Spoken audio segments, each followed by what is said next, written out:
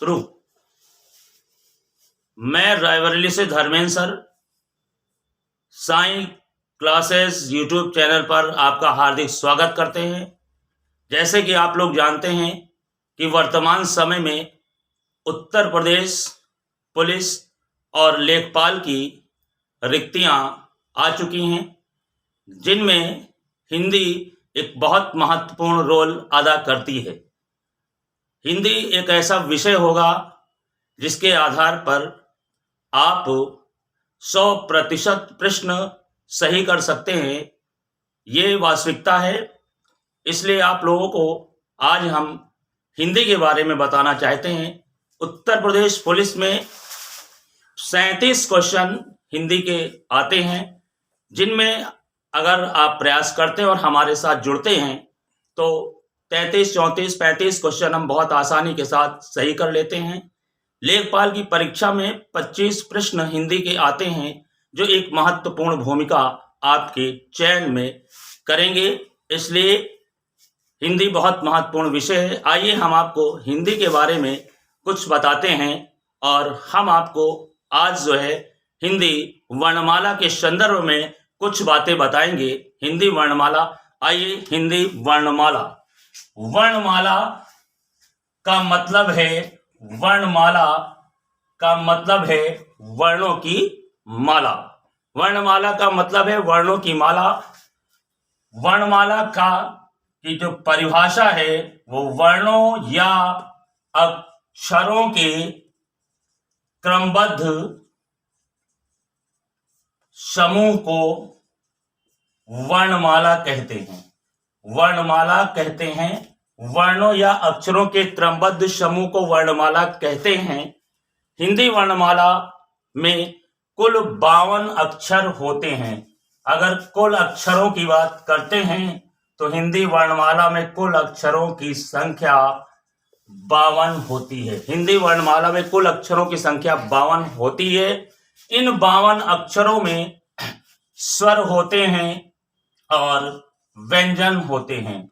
52 अक्षरों में स्वर और व्यंजन। तो स्वर कौन से हैं और व्यंजन कौन से होते हैं? स्वर की अगर बात करते हैं, आ, ई, उ, री, ए, ओ और औ। ये स्वर होते हैं। ए आ, ई, उ, ए, ओ, अंग, आहा। अंग और आहा स्वरों में आ, ई, उ, री, ए, ओ, औ, अंग और आहा। इनमें से जो कुल आते हैं तो कितने यहाँ पर हैं? 13 अक्षर यहाँ पर है।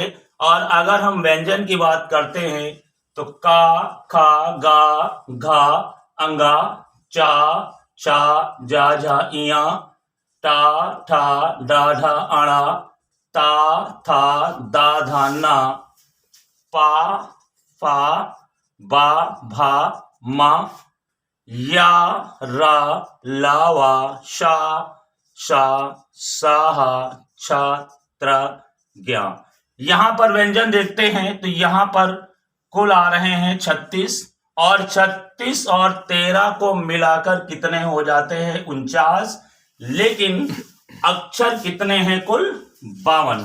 वो 3 अक्षर कौन से हैं जो हमारी वर्णमाला में शामिल नहीं होते हैं, फिर भी हम उनको वर्णमाला के अंतर्गत रखते हैं? वर्णमाला का सीधा तात्पर्य है कि ऐसे संयुक्ताक्षर जिनका प्रयोग हम लिखने और पढ़ने दोनों में करते हैं, उनमें से 3 ऐसे संयुक्ताक्षर हैं जो हमारी वर्णमाला में शामिल नहीं हैं। फिर भी वो 3 कौन से संयुक्ताक्षर हैं? 49 के बाद अगर हम यहां पर देखते हैं तो एक अक्षर होता है जिसे कहते हैं श्रा। अगर श्रा को मिलाते हैं तो कितने होते हैं? 50। और 2 अक्षर होते हैं ड़ा और ढा, इनको हम मिलाते हैं तो कितने हो जाते हैं? 52। अब ये जो श्रा है और ड़ा और ढा है, ये अलग से इनका नामकरण किया गया है। तो श्रा के साथ 3 अक्षर जुड़ते हैं। श्रा, छा, त्रा, और ज्ञ, और इन चारों को हम संयुक्त व्यंजन कहते हैं। इन चारों को हम संयुक्त व्यंजन कहते हैं। और ड़ा और ढा, इनको हम द्विगुण या उच्छिप्त व्यंजन कहते हैं। इन्हें हम द्विगुण या उच्छिप्त व्यंजन कहते हैं।